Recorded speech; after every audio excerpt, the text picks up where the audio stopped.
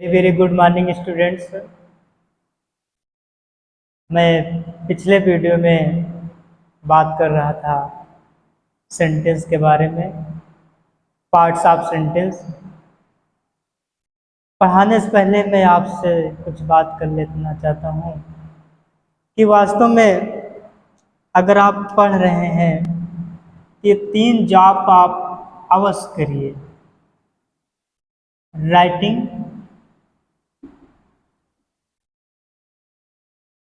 दूसरा जॉब है रीडिंग,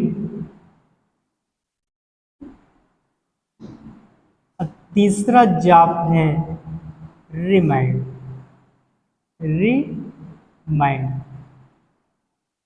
ये अगर आप अपने एजुकेशन लाइफ में ये 3 महामंत्र होते हैं, अगर ये 3 महामंत्र या 3 जाप अगर आप डेली आप जप रहे हैं, राइटिंग कर रहे हैं, रीडिंग कर रहे हैं, रिमाइंड कर रहे हैं, तो वास्तव में आपकी तपस्या सफल होगी, अवश्य होगा जब इन महामंत्रों का जाप करते रहेंगे। वास्तव में अगर आप राइटिंग कर रहे हैं, डेली राइटिंग कर रहे हैं 5 से 6 या 10, जितना आपका कैपेसिटी हो सके उतना आप लिखिए, आप नोट्स बनाइए, आप फेयर करिए। वास्तव में राइटिंग से एक अच्छा है डेवलपमेंट होता है, एक अच्छा स्किल डेवलपमेंट होता है, एक कॉन्फिडेंस बढ़ता है। डेली आप रीडिंग करिए, पढ़िए, उसको बार बार पढ़िए, बार बार पढ़िए, रिमाइंड करिए। री शब्द होता है अगेन, ये सफिक्स है, और री शब्द जहाँ पर जुड़ जाता है जिस एडजेक्टिव के पहले, जिस नाउन के पहले, वो हमारा जिस वर्ब के पहले, वो हमारा पुनः हो जाता है, दोबारा हो जाता है। वास्तव में आप रिमाइंडर, जो चीज़ें आप पढ़िए वो रिमाइंड करते चले जाइए, अर्थात याद करते चले, डेली याद करते चले जाइए, तभी आपका पढ़ाई सक्सेस हो पाएगा।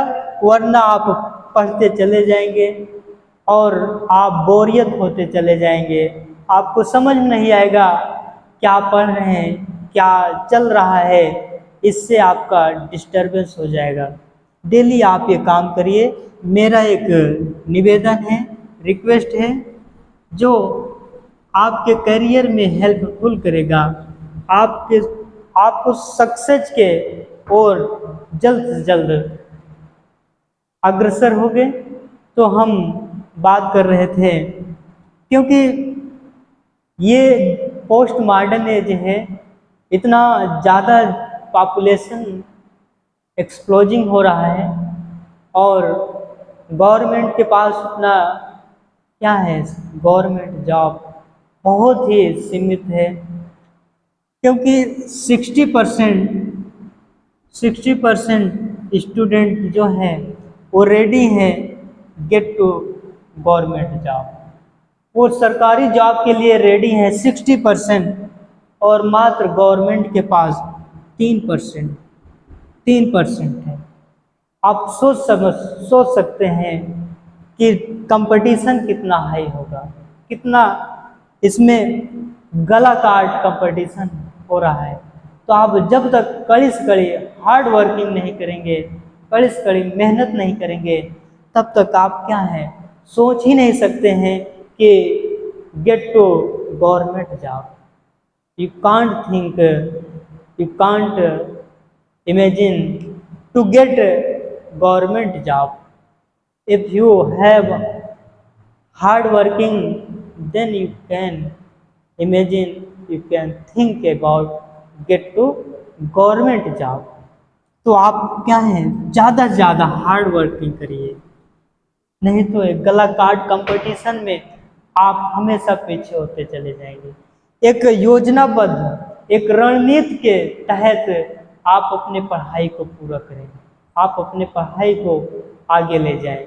तो हम पिछले वीडियो में बात कर रहे थे सेंटेंस, पार्ट्स ऑफ सेंटेंस के बारे में, parts of sentence. Parts of sentence, sentence के भाग। तो हमने बात किया था सेंटेंस को दो पार्टों में डिवाइड किया था और हम सब्जेक्ट के बारे में बात कर लिए थे कि वास्तव में सब्जेक्ट होता क्या है। सब्जेक्ट के तहत क्या होता है, हमने क्या बताया कि एक ही वर्ड सब्जेक्ट का कार्य नहीं करता है, एक ही वर्ड ऑब्जेक्ट का काम नहीं करता है। कई सारे वर्ड मिल करके सब्जेक्ट का कार्य करते हैं और कई सारे वर्ड मिलकर ऑब्जेक्ट का कार्य करते हैं। तो अगर कई सारे वर्ड सब्जेक्ट मिल करके सब्जेक्ट का कार्य कर रहे हैं तो उनका नेम होना चाहिए, नेम के अकॉर्डिंग वर्क होना चाहिए और वर्क के अकॉर्डिंग प्लेस होना चाहिए।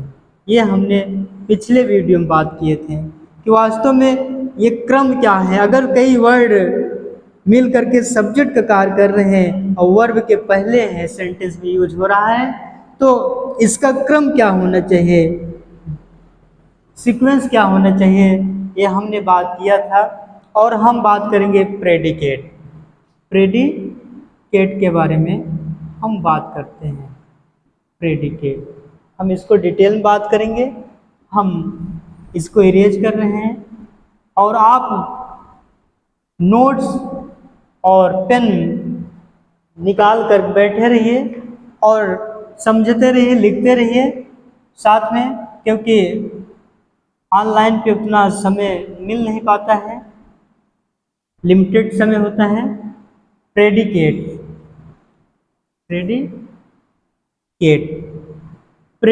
भी दो तरीके से होते हैं। प्रेडिकेट भी दो प्रकार का होता है। एक प्रेडिकेट सब्जेक्ट के बारे में, एक predicate about to subject,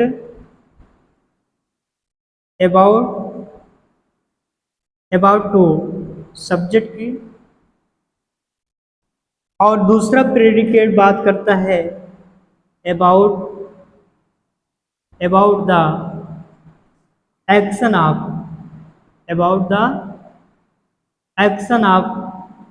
subject,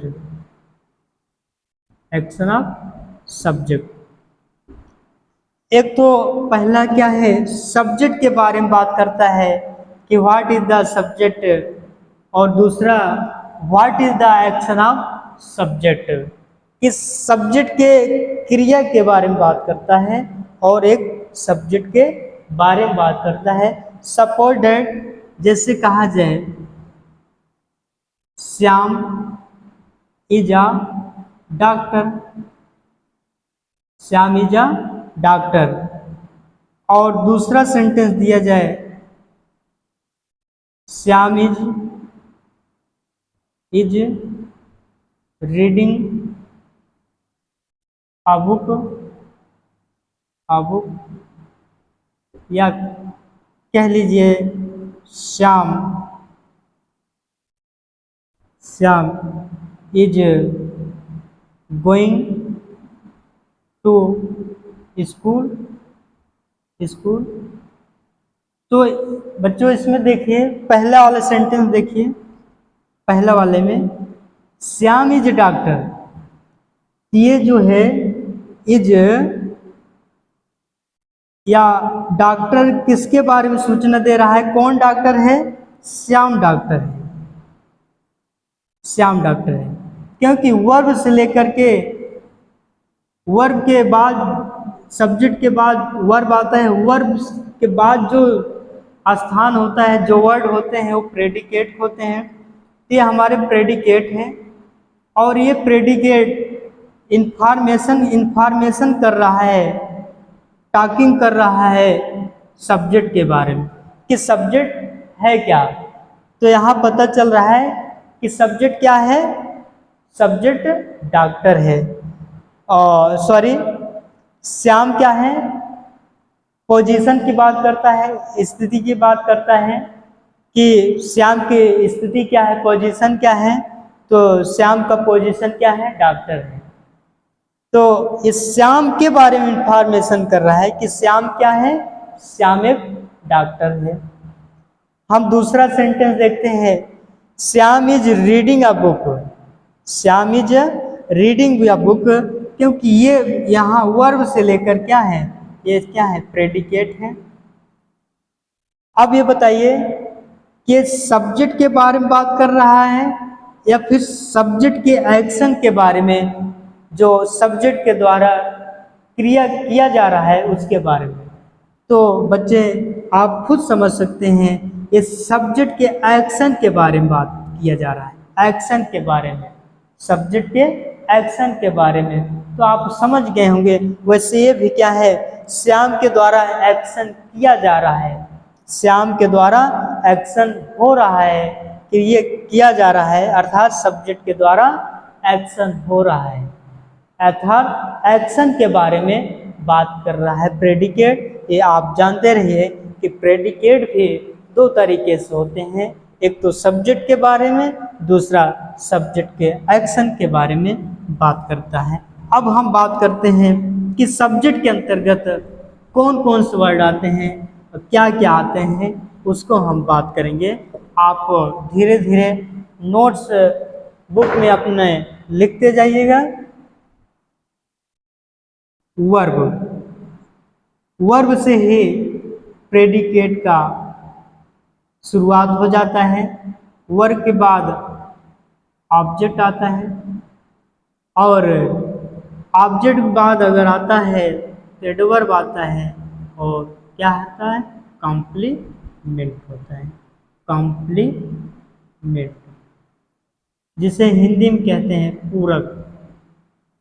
ऐसा वर्ड जो सेंटेंस को पूरक का काम करते हैं, सेंटेंस को पूर्ण बनाते हैं, उसे हम कॉम्प्लीमेंट कहते हैं। वर्ब भी की बातें करते हैं, क्योंकि वर्ब बहुत महत्वपूर्ण टॉपिक है।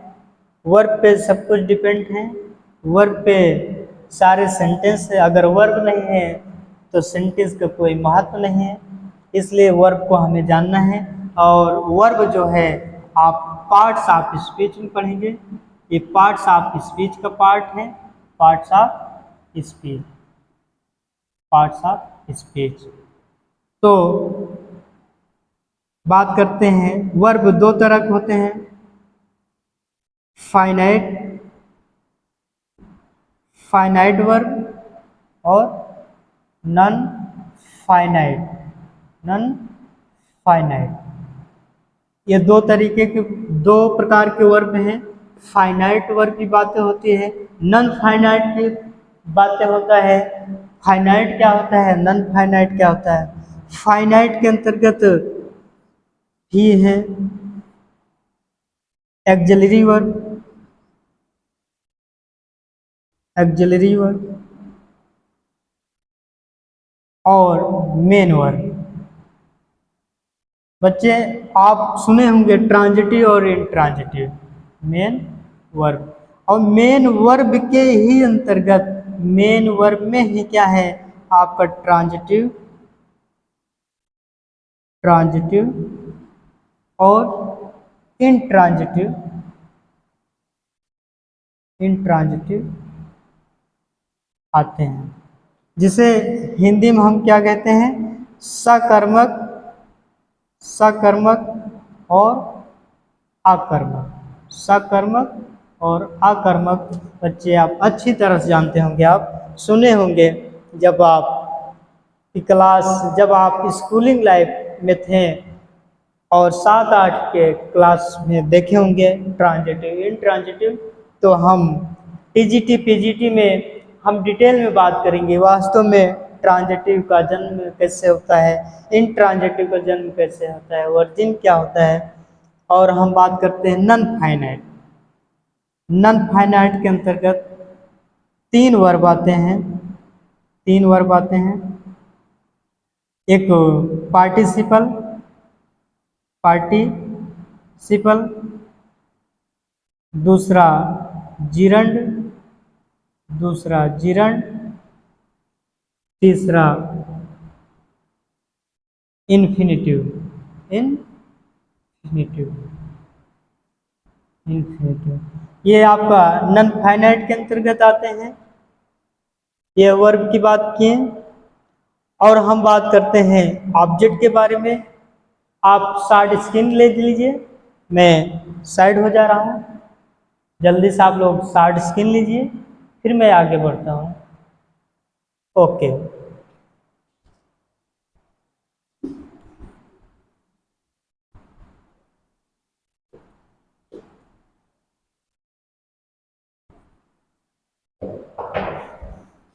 ऑब्जेक्ट 3 होते हैं। इनडायरेक्ट ऑब्जेक्ट, डायरेक्ट ऑब्जेक्ट और कॉग्नेट ऑब्जेक्ट। कॉग्नेट ऑब्जेक्ट, ये ऑब्जेक्ट के अंतर्गत 3 ऑब्जेक्ट आते हैं। Indirect object, direct object, cognate object. Direct object, indirect object क्या होता है, डायरेक्ट ऑब्जेक्ट क्या होता है, और कॉग्नेट ऑब्जेक्ट क्या होता है। तो बच्चे इनडायरेक्ट के अंतर्गत, इनडायरेक्ट ऑब्जेक्ट के अंतर्गत लिविंग थिंग्स आते हैं। लिविंग थिंग्स आते हैं। और डायरेक्ट ऑब्जेक्ट के अंतर्गत नॉन लिविंग थिंग्स आते हैं। नॉन लिविंग थिंग्स आते हैं। नॉन लिविंग थिंग्स आते हैं। इसको अगर पता किया जाए कि वास्तव में इनडायरेक्ट ऑब्जेक्ट को कैसे पहचाना जाए, तो इनडायरेक्ट ऑब्जेक्ट की पहचान होती है होम से। होम से अर्थात होम हमारा इनडायरेक्ट ऑब्जेक्ट है और व्हाट हमारा डायरेक्ट ऑब्जेक्ट है। तो होम से हमारा क्या पता चलेगा, कौन सा ऑब्जेक्ट का, इनडायरेक्ट ऑब्जेक्ट का। और व्हाट से किस ऑब्जेक्ट पता चलेगा, डायरेक्ट ऑब्जेक्ट से। ये बच्चों ध्यान में रखिए। कॉग्नेट ऑब्जेक्ट होता है संज्ञेय, ऐसे ऑब्जेक्ट जो संज्ञा, वही वर्ब जो होता है एक संज्ञा के रूप में होता है। जैसे सीता सिंह सा सॉन्ग, सिंह सा सॉन्ग। तो सिंग और सॉन्ग, सिंग और सॉन्ग, क्योंकि वर्ब भी यस से स्टार्ट हो रहा है और ऑब्जेक्ट भी क्या है, यस से स्टार्ट हो रहा है, इसलिए उसे कॉग्नेट ऑब्जेक्ट कहते हैं। तो आप समझ गए होंगे कि ऑब्जेक्ट क्या है। इसको हम डिटेल बाय डिटेल लिखाते चले जाएंगे। आग कंटिन्यू अगले वीडियो में हम इसको क्या है, एक एक टॉपिक को हम पूरा करेंगे। अब हम बात करते हैं कॉम्प्लीमेंट। कॉम्प्लीमेंट, तो बच्चों कॉम्प्लीमेंट भी 3 तरीके से कॉम्प्लीमेंट, सेंटेंस को कॉम्प्लीमेंट करता है, कंप्लीटेड करता है। एक सब्जेक्ट कॉम्प्लीमेंट, सब्जेक्ट कॉम्प्लीमेंट,